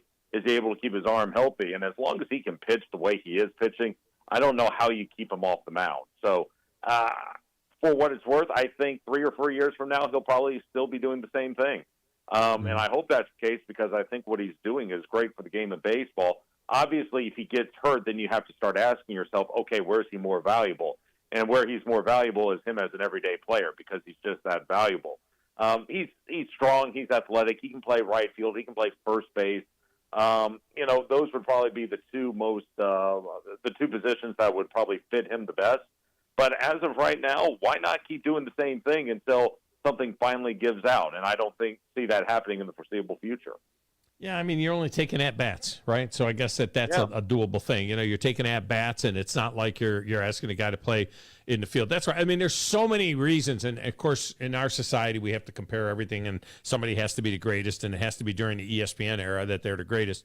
But it really, on so many different levels, is not fair to compare a Babe Ruth and a Shohei Ohtani because of the fact that they didn't have the DH. But on the other hand, Babe Ruth didn't play against all the greatest players in our society because the Negro Leagues were there because of segregation in baseball. So Babe Ruth didn't face all the best pitchers and play, the pitch against the best batters and all of those types of things. And then there's night baseball, but then Babe Ruth had to travel. It was harder to travel, and now the travel's much easier. So there's so many things that are different. I don't know why people just can't say Shohei Ohtani's the Babe Ruth of this era, and why they got to say he's better than Babe Ruth. We don't know that he's better than Babe Ruth. Well, why do you have to compare him to Babe Ruth? Why can't he just be an original Shohei? I mean, that's the way. Right. That's the way I see it, just because for all of the reasons you brought up. And in addition to all that, everything, at the end of the day, all you can ask the players to do, it's kind of like a football team that's playing a bad team on its schedule. You play the team that's on the schedule, right? Well, you're playing the players who are in your era at this given time. So, if Shohei were playing in the 1920s, I'm sure he would be destroying 1920s pitching. Would Babe Ruth be hitting as well today as he did back in his era? Probably not. Guys are a lot more athletic now. But that's not Babe's fault. He was just taking advantage of what was given to him at that given era. Look, you give credit to guys for the way they played during their era, and both are right now elite, or Shohei is an elite talent, and Babe Ruth was. So, if you want to call him the Babe Ruth of this generation, that's fine, but I'd rather just call him an original Shohei. Yeah, no, that's a great point. And he was, he was a unicorn in his era too. I mean, because the things that he did when he broke the home run record, it started breaking the home run record. The home run record was like 27. Right. When he broke the career home run record, it was 119, I think. And he ends up at 714. I mean, it would be like somebody hitting 2,000 home runs now. He was best in class. That's all you can be, is best in class. And in his era, he just lapped everything. Well, and what he and Shohei have in common is they both are revolutionaries. Like, they've changed the game by the way they have played. The fact that Babe Ruth was able to prove that, hey, the long ball does matter, power does count. Get some sluggers in your lineup, try to pick up 3 runs in one swing. That was something he was able to show through his power. Shohei has proven that you don't have to be specialized. If you are great at several different things, you as an organization, let your player be great at those things. Don't try to pigeonhole them just to a everyday player or just as a pitcher. If they can do both, let them do it. We see it all the time in basketball. Guys play multiple positions. Why not let guys do the same thing in baseball? So what each did in his own era and what one is currently doing in his era is great for the game of baseball, and it's great for fans. I think we'll see more of it. I think we might start seeing it a little bit. I think more guys are going to try and do it because you know how it is when they're coming up through high school. It's always the pitcher is the best hitter, He's the best athlete, on the team, and then we just take him out of hitting or pitching, whichever one it is. But I think now we're going to see, now that we've seen it happen, we might see a little bit more of it down the road. Yeah, and what's so neat now, Tom, is you're seeing a lot of guys who struggle as everyday players at the minor league level, and they give pitching a try, and they wind up being lights out. That winds up being their true calling. So, right. All of these guys were great athletes in high school. Let them be great athletes. Let them show you what they can do. And if one thing doesn't work, maybe the other thing does. Mariano Rivera is a perfect example. Good point.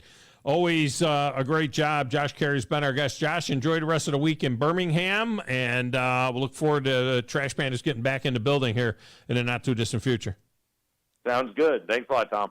All right, appreciate you. All right, Grizz, let me just give you a little something. Because, there's this concept out there now that, Shohei is the greatest player in the history of the world. This is the greatest baseball player ever. He's better than Babe Ruth. He's better than Babe Ruth. Yeah, he's better than Babe Ruth. I mean, we hear that now all the time. And he's doing things that Babe Ruth never did. Well, he isn't as much as that he's pitching every fifth day and he's batting every day and he's hitting all these home runs as a pitcher, where Babe Ruth, when he was a pitcher, only hit 14 home runs. But again, there was no DH. He couldn't DH. They would have DH'd him. They couldn't DH the guy. Babe Ruth broke this. Listen to this now. I know you don't listen to the show, but I also know you're a history. You're a history buff, though, right? So this is history. Consider me doing a little history here. Babe Ruth broke the single-season home run record in 3 straight seasons. He broke it when he hit 29 home runs in 1919. The previous record was 27. It had been set in 1884. He hit 29 in 1919. In 1920, he hit 54. Home runs. In 1921, he hit 59 home runs. In 1919, when he hit the 54 home runs, only 5 teams in all of baseball hit more home runs than Babe Ruth hit by himself. And in 1920, when he had 59 home runs, only 2 teams hit more home runs than he did. And in 1921, he hit more home runs than half of the teams in all of baseball. In all of baseball. He moved into the first place on the career home run list in 1921. He moved into first place with his 139th home run. That's crazy. When he left, he had 714. Yeah. He had 714. It took until, Hank Aaron in 1974 to break the record. Roger Connor had held the record of 139 home runs in a career since 1895. Babe Ruth broke the record in 1921 and then hit 580 more home runs. So when he broke the record, let's just do some quick math. He broke the record. It was 139. He finished at 714. So that's 4 times what it was. Hank Aaron broke the record. It took it to 755. If Hank Aaron had done what Babe Ruth did, he would have hit 2,500 home runs. 2,500 home runs. And Barry Bonds would have hit 3,000 in their career. This is what I'm saying. There's nothing like this. Shohei Ohtani's not going to hit 200 home runs this year. Or next year or any year. Well, it's like, nothing like Babe Ruth. It's like, Spencer Strider breaking his own strikeout record, to getting the fastest to 200. He did it literally in the last game, and he broke his own record. And the way that he's just dominating, he's consistent, like 10 strikeouts a game. No. And then you've got Olsen and Riley over here. No. Stay with Strider for a minute. Yeah. It would be like Spencer Strider having 400 strikeouts. You know what I mean? He broke his record. Yeah, you break your record, but the record he broke when he broke the record was 190. It would be like Spencer Strider having 400 strikeouts by the 1st of August. If he pitched 8 innings a game or 10 it's not like all that. 9 innings. It's not like Matt Olson. It's not like anything we see today. Yeah. There's no correlation because what Babe Ruth did was what he did was 5-6 times more than anyone else. It would be like Spencer Strider having a season where he struck out 1,000. I can imagine. You know what I mean? That's what it is. I struck out 1,000 this year. You know? Could you imagine Babe Ruth DHing back in the day, just sitting on the side, just sitting on? How many more home runs would he have had? Just sitting in. Oh my gosh! If they had eating a hot DH dog right before he walked up, probably. While he was walking up, he pitched for 5 years. He never played. In the field, a little bit in the last year of it. And he said, I'm not pitching anymore. If you're going to play me in the field, I'm not going to pitch anymore. He always was arguing with management. Yeah. But he would, if they had the DH for those 5 years, can you legitimately say that Babe Ruth would have hit 50 home runs a year during those years? Let's say 40 home runs a year no, that was a young part of his career. He would hit 50. He was hitting 40 to 50 home runs. Let's say 40. 40 times 5 is 200. He would have finished with 915 home runs or 914 home runs. They no DH. But on the other hand, he only played against white guys. No Latins, no African Americans. But they also traveled by train. It was all day games. It's easier to see the ball at night. You know that. It's easier to see the ball at night. Babe Ruth, I'm just going to say this. A guy literally got lambasted on social media, and I think something really bad happened to him because he said this. I'm going to say this now. He said something like this. Babe Ruth was a better hitter than Shohei Ohtani. Babe Ruth was a better pitcher than Shohei Ohtani. Facts are stubborn things, my friends. He was a better hitter than Shohei, and he was a better pitcher than Shohei. It is what it is. In 1916, he goes 23-12, had 9 shutouts, a 1.75 ERA in 323 innings. Same game, these same kind of numbers. 1917, he was 24-13 with a 2.01 ERA in 326 innings and led the American League in 35 complete games. Shohei Ohtani now has 1 complete game. Babe Ruth had 35 in 1917. Pitched 326 innings. The guy pitches 200 innings now. They get him an ambulance. Right? Am I lying? Yeah, he had 2 home runs in 1917. Babe Ruth did. Yeah. Yeah. Yeah, he only hit 14 as a pitcher in his time when he was a pitcher. But they didn't have the DH.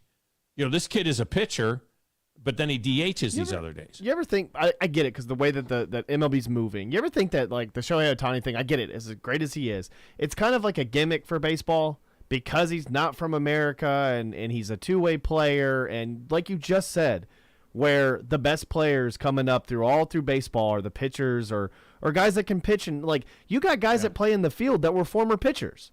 So you think why don't more guys do it? Is it something that is it something that they're just trying to build for baseball, or is this just a revolution of this type of play again? I think we'll see it more. Because it was like a 2-part question that you said there. Yeah, and 2, I believe in my heart of hearts that baseball would have preferred that he was an American. I believe in my heart of hearts that baseball would. Now, what did he do for the game even further in Japan? You know, taking the Major League Baseball. Maybe Japan doesn't care about, you know, Billy Johnson being that guy if it was Billy Johnson. But now you open the entire country of Japan, so maybe they don't. But I think in my mind they would have preferred it. Now, he's a great young man. He is everything you know about him. He is a fantastic person. He's learning English. He is a great, great guy. But I think that they would prefer it to have been an American, and I do believe in no uncertain terms you are going to see this more. Within the next 2 or 3 years, you're going to see somebody come up that's a pitcher. Yeah. And that is we had that one kid. You remember the one kid in college, not just recently, that pitched both left-handed and right-handed. Yeah. And that Yankees, they had the Yankees guy. The Yankees had a guy like that. I think this was like 7 or 8 years ago. They had a guy that could pitch. That could pitch both sides of the ball. Yeah, pitch with both sides of the ball, and they would always put him on there. And I always thought it was like a gimmick for baseball because nobody else could do it. I'll figure out his name on. You pitch like in back-to-back. Yeah. Do you pitch back-to-back days? Do you pitch like one day left-handed, one day? No, that's how they do it now in MLB. I think you can. I think there was a rule that he had to pitch whatever hand he was pitching with to a batter. He had to stay with that for that batter. I don't think he was able to pitch 2 pitches right-handed and 2 pitches left-handed. It's not like being a boxer. All right, we got open lines. Pat Venditti. Really? Yeah. And that was a Yankee? I thought he was a Yankee. I guess he wasn't a Yankee. Maybe that's the guy I was thinking about. Yeah. I said a couple of years. To me, 7 years ago was a couple of years. He just out of the league last year with the Marlins, or 2020 with the Marlins. Yeah. That's the guy I was thinking. Well, it's like Max Fried. Before the DH, Max Fried could hit the ball. But not like this. Yeah, but he's not Shohei Ohtani hitting the ball. But the thing is that Max Fried didn't get a chance to hit much up until then he gets to the majors, and then he's got to hit because of that. If they continue now, what they need to do bring through back the college, pitchers hitting. continue because there's only going to be a few of them, right? And I know, but continue hitting and working on your hitting. Yeah, you know what I mean. Never lose that's that. That's the hard part about it. Even as just a DH. I mean, he has to take BP. They say that sometimes he'll go 3 days without taking BP. Shohei Ohtani. He just shows up and goes and gets in the box, and is the best hitter in baseball. Let's get a break. We'll come back. Open lines the rest of the way. Steve Sarkisian says that the Longhorns have a John Wick mentality this season. So what would the mentality be of the Tide if they're John Wick? Would it be like Dirty Harry back in the day, like Nick Saban, like a mini Clint Eastwood? It'd be Die Hard. Would he be Die Hard? Who would Georgia be, though? Would Georgia be like King Kong if they were a movie? I mean, I like this matching movie personalities with football programs. I think it's great. Give me your ideas in the text window or call us. I mean, what movie is Auburn? What movie, we got a John Wick mentality. So what movie would Auburn be? Is Jimbo Fisher and Bobby Petrino, are they like Dumb and Dumber? I mean, what movie? That's a good one. That's a good one right there. That's a good one. Is Arkansas the Beverly Hillbillies? You know what I mean? Alabama's like Rambo or Die Hard. I think maybe Dirty Harry because it's like the old guy. Yeah, you know what I mean? yeah. Could be like Dirty Harry. I know what you're thinking. You thinking, did he fire 5 shots or did he fire 6 shots? Do you feel lucky? What are the movie Falling Down? No. Oh, yeah. Look, yeah, well, I'll talk to you. Vanderbilt? No, the moving Falling Down. No, it was that. That's it. Would they be falling down? No, it was that movie where Michael Douglas goes around. He has like a terrible day, and he blows up he takes like a rocket launcher and he blows up a building and all this other stuff, and he gets really mad inside of I think it's a McDonald's or something like that. Yeah, Falling Down. That's pretty much Bama right there. Just not getting their way, trying to get back into it. Nobody believes in him anymore. Like, it's a great movie. I really liked it. That's what you say. Bama would be like Breaking Bad. We got a Breaking Bad mentality. Gosh, yeah, yeah. We got a Breaking Bad mentality. Better call Nick. I just want to see Eli Drinkwitz get up there and say, here at Mizzou, we got a Groundhog Day mentality. We got a Groundhog Day mentality. We're going to be 6-6 every year. Every single year. That's Ole Miss. Yeah. No, Missouri, not Ole Miss. Ole Miss is not 6-6 every year. Or they were 8-4 last year. Won 10 games the year before. Ole Miss, it'd have to be a reference to Joey Freshwater somehow. Ole Miss is like Animal House or there you go. National Lampoons. National Lampoon. All right, let's get a break. We'll come back. Your phone calls are next. 256-576-4977 on 97.7 ESPN Zone.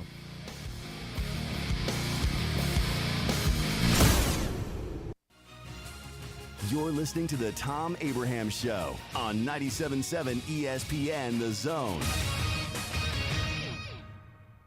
This is Wes Neighbors sitting here with Philip Love of not only Eagle Insulation, now he represents Eagle Companies. Eagle through the years have added several companies to help individuals or builders through their construction renovation process. Eagle is known to represent quality, efficiency, and professionalism. Philip, I know you do insulation, but do you do masonry? We do. Do you do grading, erosion control, and dirt hauled off? We do. Do you do after paint, which includes shower doors, mirrors, shelving blinds, and bath hardware? Yes, we do, Wes. Do you do landscaping and irrigation? Yes, we do. So basically, Eagle can help you all along your process of building your house or doing renovations. So do you do plumbing? We do not, Wes, but we can find somebody to do it. Just give them time. They'll be there.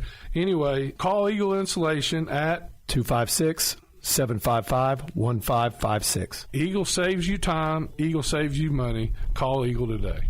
Thanks, Wes.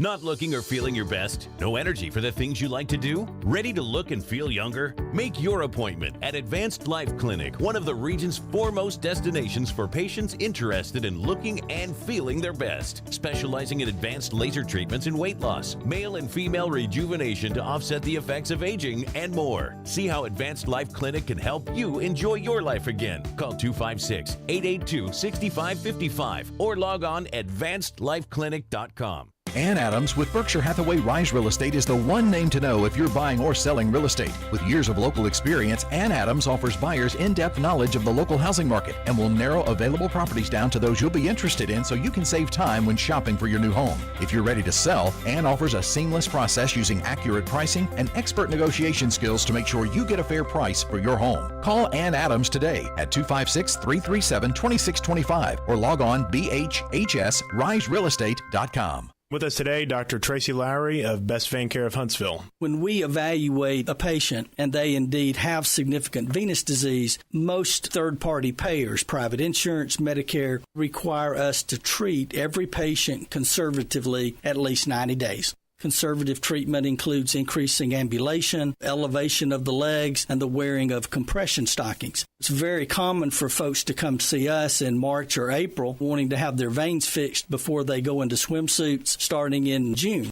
When we see someone in March or April, they're going to require at least 90 days of conservative treatment before we can even go to the insurance carrier to get permission to treat their veins. So if you think you have a venous problem, now is the time to come in and get a free screening so we can determine whether or not you need something evaluated.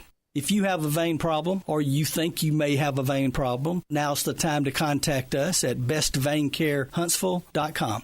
You've got to experience Toyotathon at Bill Penny Toyota. They've got the selection with over 700 new Toyotas to choose from. And they've got the extras with Bill Penny perks and a 10-year unlimited warranty. So get on over to Bill Penny Toyota today and experience Toyotathon. Bill Penny Toyota in Huntsville and online at BillPennyToyota.com. Bill Penny's Toyota 10-year unlimited warranty is valid through the 10th year of ownership. Valid on new vehicles only. See dealer for details. Welcome back. Stan McDonald from the Stanton Law Firm. I had lunch with Lewis just recently and with a client of ours, a mutual client, and great to hear all the good things going on at the Stanton Law Firm. Thank you, Wes. The Stanton Law Firm, as you know, we've discussed before, we're dirt lawyers. We do a lot of real estate, litigation and closing. And yes, my son Lewis McDonald enjoyed meeting you a couple of weeks ago, and a couple of your friends. He is, as you know, he's opened up a commercial closing division. So he's really helping a lot of people who are trying to close, buy, or sell on their commercial property. And you can't be in this community doing business without knowing Wes neighbors. I don't know about that, but it sure was getting to meet another McDonald and talking a little bit about his grandfather, Coach Dye, and right. The different things. It was a lot of fun. Well, your listeners are really going to enjoy meeting Lewis and you in this community. And like I said, at Jacob Title or the Stanton Law Firm, we close business. We do some good commercial closings, residential closings. We appreciate being part of your show. At Mr. Sparky, we're America's on-time electrician. Flickering lights and hot switches can be annoying, but they can also signal a major problem, or worse, an electrical emergency. So play it safe and leave it to the experts at Mr. Sparky. Trust our team of professional, clean, and friendly electricians. We'll get it done right and get it done safely. You don't have to put up with any malarkey. Call 888-8-SPARKY. Independently owned and operated, licensed in the respective state or county. From the Fox 54 Weather Center, I'm Chief Meteorologist Jordan Dressman. A partly to mostly cloudy sky this afternoon. Temperatures climbing into the low and mid-90s. Scattered showers and thunderstorms are going to build into the Tennessee Valley. We could use a little bit of rain, but we're not necessarily desperate. We could get some stronger thunderstorms out of the mix. Heavy rain, gusty winds, certainly not going to be out of the realm of possibility. We drop into the lower 70s as we head into the overnight, early into your Friday morning. I'm Chief Meteorologist Jordan Dressman on your home for ESPN Radio, 97.7 ESPN The Zone. New coordinators. That's as good as money, sir. New quarterback. It's my quarterback. Same coach. All right, and you all may be taking the week off, all right, this week, but I'm not. We are your home of the Alabama Crimson Tide. 97.7 ESPN, The Zone. This will turn journalism on its ear. Watch our stream on WZZN TV on Twitch and YouTube. But you are the greatest hero in American history. We are 97.7 ESPN, The Zone.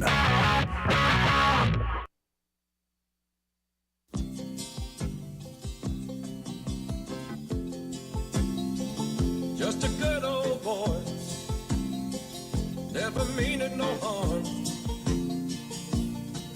Beats all you never saw, been in trouble with the law since the day they was born. You talk about classic. Is this considered a comedy, though? Was this a half-hour show?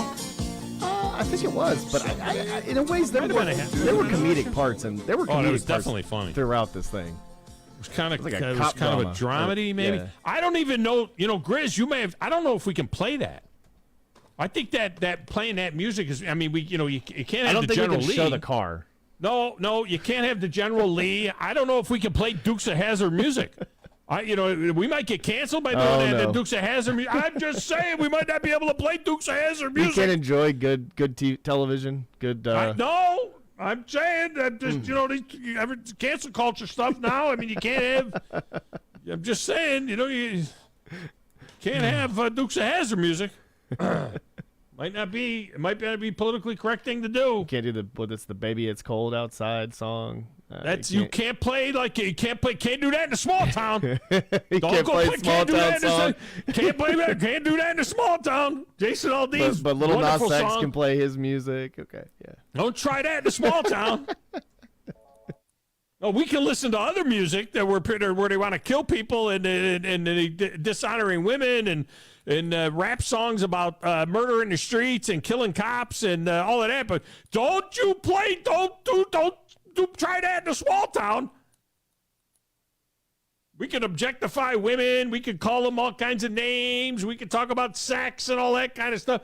But can't do that in a small town. I better stop. All right, lines are jammed.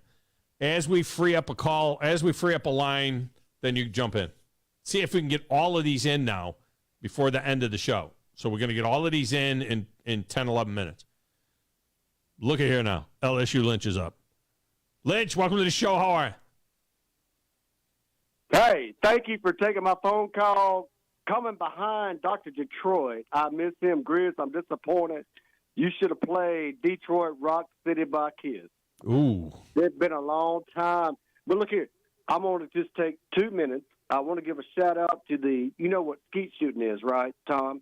Oh, yeah, absolutely. All that. Okay. Yeah. My buddy Kevin Tanner, longtime friend, Lincoln County, Tennessee, up the road. They were just in Sparta, Illinois this past weekend. Okay, they only have this is non-sponsored. This is non-school system, okay? Yeah. And there was a total of, I want to give you the stats, okay? They only had 17 kids, okay? There's only 5 kids per team, okay? They got 2 backups. So there's only 3 categories, okay?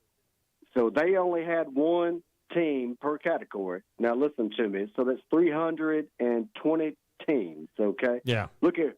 Missouri had 10 teams. Okay, they can't win in the SEC, but they're trying to shoot some clays. I'm going to give you the state or the University of Missouri had 10 teams? Yeah, who cares? Okay. But Lincoln County, listen to me.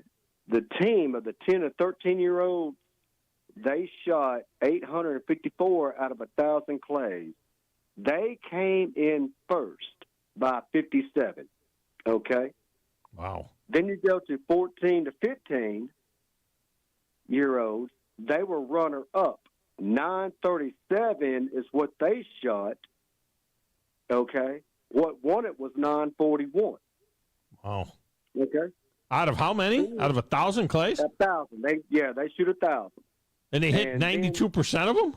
Holy crap. Yeah. Look, the 10 to 13-year-olds won it, and they won by 57. Yeah.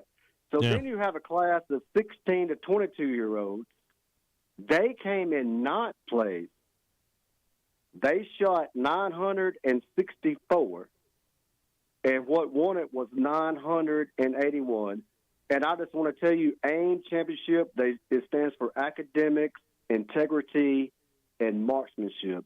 So I just really want to give those guys a shout-out because they have to pay for everything. But I'm going to get off right here. Just let me do the hook. 2 things. If you want to talk Auburn in the movie, it's a Brokeback Mountain. Oh, jeez, he went Brokeback Mountain. No, he went Brokeback Mountain. What a side of the birdcage, okay? Oh, that's for the skeet shooting, Pete, then, not for the Brokeback Mountain. I wish I could quit you, LSU Lynch. That's right. No, that's Auburn. That's Auburn. That's the Auburn movie. That's wrong, man. And the third thing is right now, okay, Alabama fans, y'all supposed, with Saban being in Alabama, y'all are supposed to win the championship this year if you go back and look. This is the 3rd year. It's never gone 3 years without winning one at Alabama. See, I was at Target and Walmart and everything, which I, online looking, and they done sold out. You know the T-shirts that y'all got, the rings that y'all have worn and everything? Yeah, you're way past your 2 minutes here, LSU Lynch. I just want you to know that. Okay. It doesn't matter. I got you a free taco. But y'all are wearing those T-shirts right now. All right, brother. Appreciate you. It's a good job by you. The Chubby Ninja says Bama would have to be Gran Torino. They're vibing Gran Torino. One big fight left in the old man. Get off my lawn. I like that. That's a good job by Chubby Ninja. Jeremy is up next. Jeremy, welcome to the show. How are you? I'm good, Tom. I'm good. This is a great day. I find out that I'm having a baby girl. And I'm excited. My gosh. That is fantastic. Having a baby girl now. That's great. Let's clarify things because it would be really something if you were having a baby girl. Your wife is having a baby girl.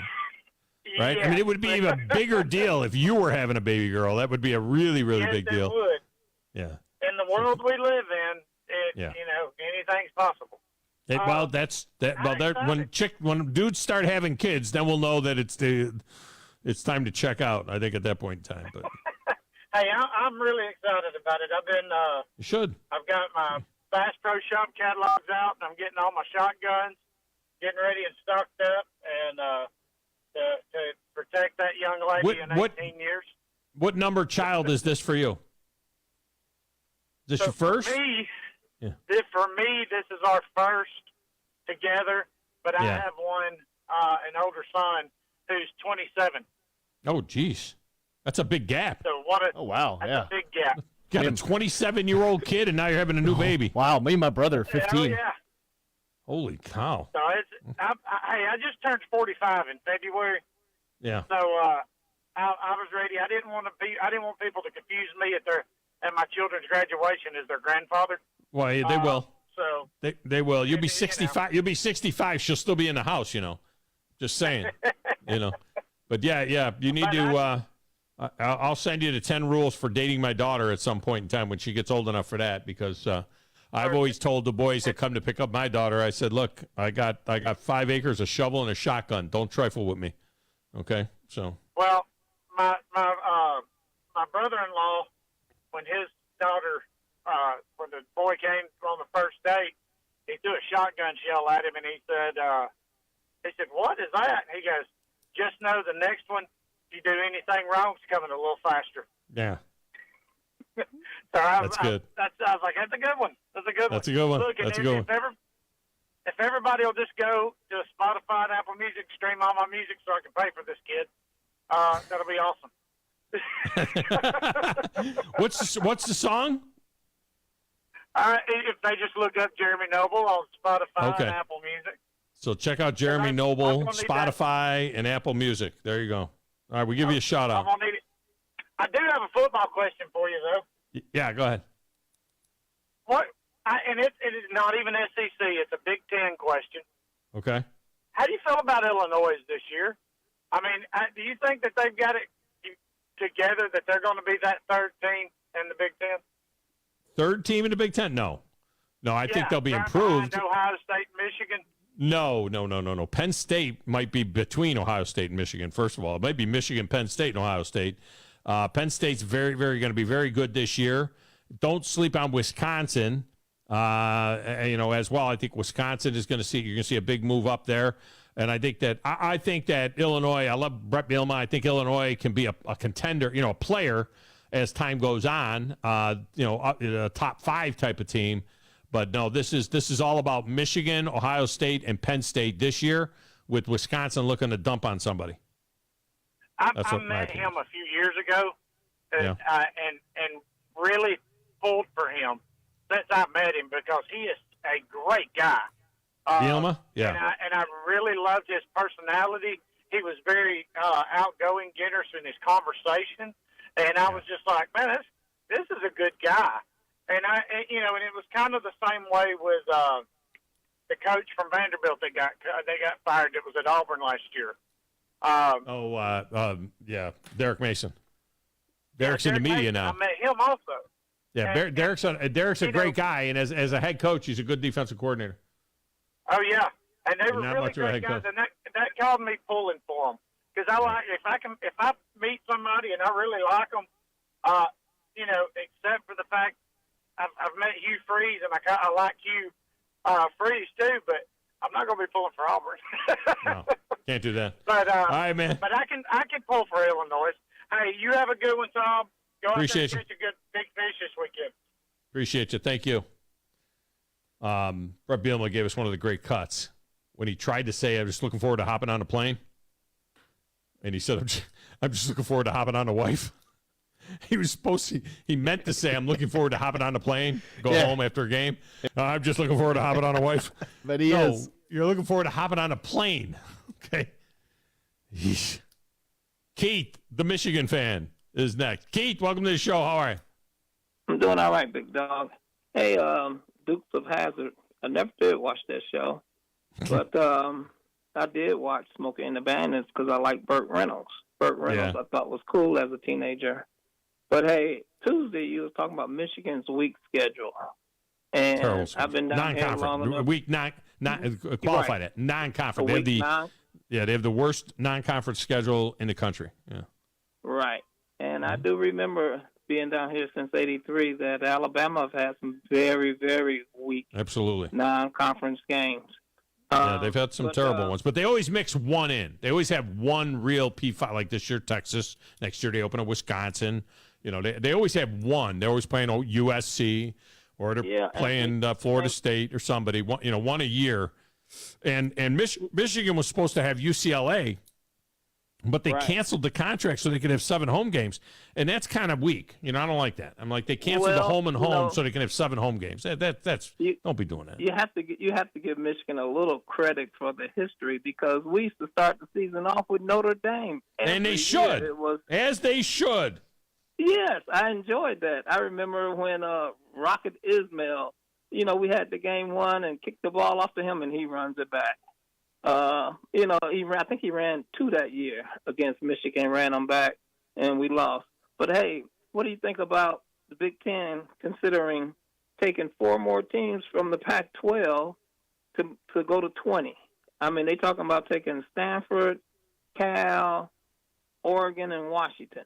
I haven't heard about Stanford, Cal. I've only heard Oregon, Washington, unless you got some new thing. I haven't heard Stanford, Cal. Stanford, Cal makes sense, but then they're just basically taking all of the West Coast, Stanford, Cal makes sense, but I also think they would get some heat from USC and UCLA. USC and UCLA don't want any part of that, that's part of that. They don't want a lot, because the point was they wanted to get away from the West Coast team. They don't want those teams recruiting in Los Angeles, so they thought they'd have it to themselves. I just read it on the Bleacher Report that they're considering it, and they're thinking, they don't want to pay them the money that they're paying everybody else in the Big Ten, which is $50 million a year. There's a provision there where it could be less, where they could bring them in and pay them $30 million. Of the new deal, it'll be $50 million a year. But just put that in perspective. The ACC teams get $39 million. Something like that, $35 million, and the big the new deal for the Pac-12 would be $20 million, and that, that's a big gap, and that's a big gap. And the SEC teams are going to get $60 million. You was talking about being careful what you say. You don't want to get caught in the cancer. I'll be careful. Well, but it just irks me that Florida can ban Hank Aaron's children's book. from schools. It's like elementary schools, I guess. But still, Hank Aaron in the on state what basis? Right next to you? Yeah, I don't know. On what basis did they do that? Well, they were saying that it was too. They don't want the kids to know what really happened. You know, as Hank Aaron was growing up back in the '60s, it was a lot of, or '50s, '40s with Hank Aaron, a lot of racism. And yeah, but why would they ban? Why would they ban that? Because I mean, there was all. I mean, even when he was in the '70s, when he was getting hate mail. When he was breaking the record, he was getting hate mail. I don't understand that. Right. The Hank Aaron and Roberto Clemente books. Right. Apparently, They do not want their little children to know that their grandparents were that way. Apparently, something of that nature. But it's just sad when you banning books and Tuberville, like I told you. Well, depending on what it is, I'd have to see what it is and what. I think there's a lot of use of the N-word in the Hank Aaron book, and so the little kids, they're banning it for the little kids, but it's not in the middle and upper school. And I think that's part of it, is that they don't want to have a book in there they don't need a third grader checking out a book that has the N-word in it, and a third grader has never heard it before, and then they're going to start saying it, you know. They're going to start wondering why. What is that? Yeah. But, what is that word? Yeah. And, you know, Tommy Tuberville, you know, he cost Huntsville a lot. And I saw him on the local news saying he don't care what people think. He said the lady congresswoman, I can't think of her name. But anyway, he said she never called me. So, you know, he don't care what people say. But that's Tuberville for you. But anyway. Talk to you later. All right, appreciate it.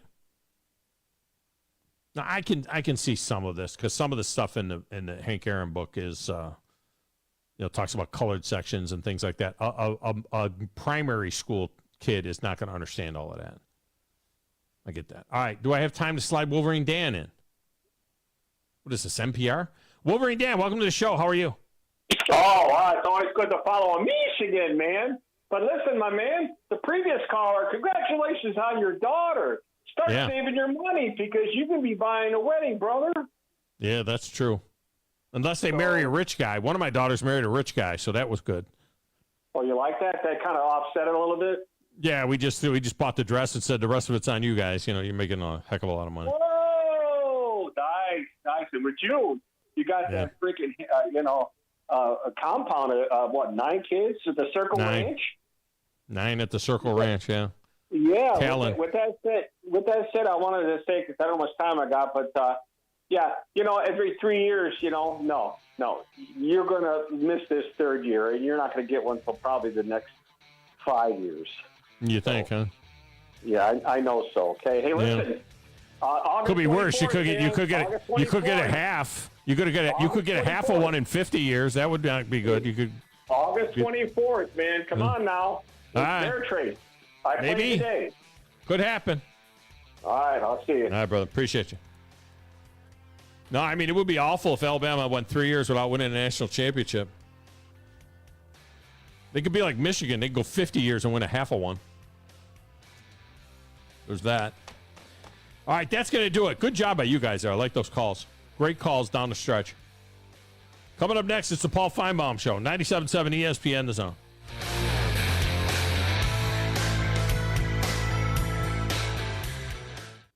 This is SportsCenter. I'm Christine.